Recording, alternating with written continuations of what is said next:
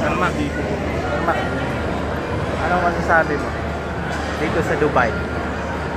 Dubai Mall. Kanina pa ako, ewan ko. Pasok pa lang, parang alam mo yun, doon pa lang ako sa may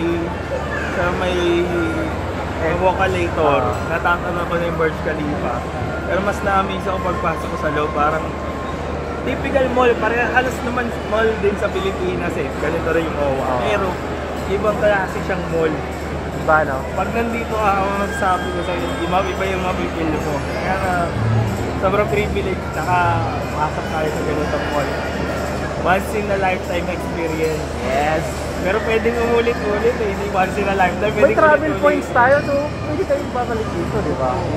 Sobrang nakaka-amaze. As in, nababaliw na ako kanina pa. Lalo pag... Amaze ako. Lalo Iba pag... yung ngiti ko, di nawawala yung ngiti ko. Ano, tumitingin ako, sobrang na-amaze talaga ako. I love it. Dati ano lang ako eh, nanonood lang ako sa TikTok, sa YouTube. Ngayon, nakikita ko na sa personal. Mamaya, Burj Khalifa, picture tayo. Yeah! Okay, di ba? Nakakabaliw yung Dubai. Libre lang to, di ba? Free.